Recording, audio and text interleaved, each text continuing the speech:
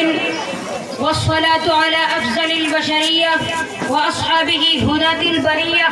أما بعد، أعوذ بالله من الشيطان الرجيم. بسم الله الرحمن الرحيم.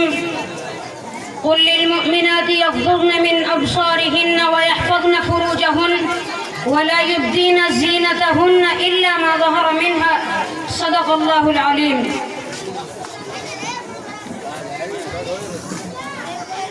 ابھی مجھ سے قبل میرے چھوٹے بھائی حافظ محمد سمورہ، اللہ ان کے سینے کو قرآن و سنت کے علوم و معارف سے بھر دے، آپ سے مخاطب تھے حیا، حجاب، عفت اور پاک دامنی جو سب سے بڑی عبادت اور اسلام میں بیک بون کی حیثیت رکھتی ہے، قرآن و سنت کے معتبر حوالوں سے گفتگو کر رہے تھے.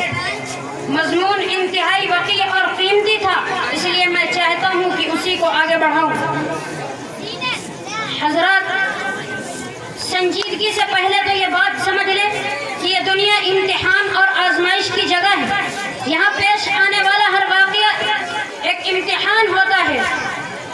آنکھیں، کان، ناک، دل، پیٹ، ہاتھ، پیر، جسم اور جوانی، حسن و خوبصورتی، مال و دولت، یہ سب امتحان اور آزمائش کا سامان ہے. اگر ان جوارح کو اللہ کے مطابق استعمال کیا، اللہ کے احکام کے مطابق استعمال کیا تو کامیاب، اور اگر اپنی منشا کے مطابق استعمال کیا تو ناکام. اگر اللہ کی مانی تو جنت ملے گی، اور اگر منمانی کی تو جہنم مقدر ہو جائے گی. اللہ تعالیٰ نے قرآن کریم کے اندر اس طرح کی آزمائشوں کا جا بجا اعلان کیا ہے. کہیں فرمایا وَلَنَبْلُوَنَّكُمْ، ہم تم کو ضرور بھی ضرور آزمائیں گے. کہیں فرمایا وَنَبْلُوَكُمْ بِالشَّرِّ وَالْخَيْرِ فِتْنَةً، کہ ہم تم کو اچھائی اور برائی کے ذریعے آزمائیں گے. کہیں فرمایا إِنَّمَا أَمْوَالُكُمْ وَأَوْلَادُكُمْ فِتْنَةً، کہ تمہارا مال اور تمہاری اولاد تمہاری آزمائش کا سامان ہے. کہیں فرمایا خَلَقَ الْمَوْتَ وَالْحَيَاةَ لِيَبْلُوَكُمْ أَيُّكُمْ أَحْسَنُ عَمَلًا، کہ موت اور زندگی اسی لیے پیدا کی تاکہ تمہارے اعمال کی کیفیات کو پرکھا جا سکے.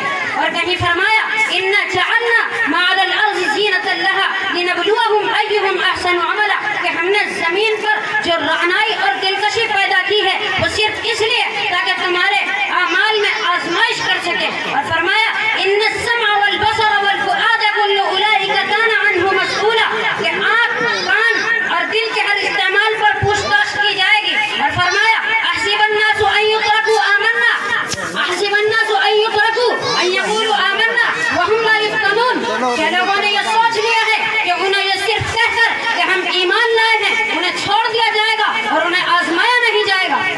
آخری آیت بڑا روشن اور بڑی چیتاونی ہے کہ ہمارا صرف یہ کہہ دینا کہ ہم مسلمان ہیں، ایمان لائے ہیں کافی نہیں ہے، بلکہ اعمال اور خواہشات میں آزمائش کی جائے گی.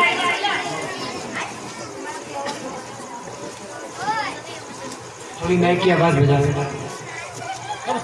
اعمال اور خواہشات میں آزمائش کی جائے گی. تو یہ ایک قانونی دستور ہے کہ اللہ تعالیٰ پہلے ایک حکم دیتے ہیں، پھر اس کے خلاف خواہش کو پیدا فرماتے ہیں، پھر نتیجے پر نظر فرماتے ہیں کہ میری بات مانی گئی یا منمانی کی گئی، اور یہیں پر یہ طے ہو جاتا ہے کہ بندہ ہے یا باغی.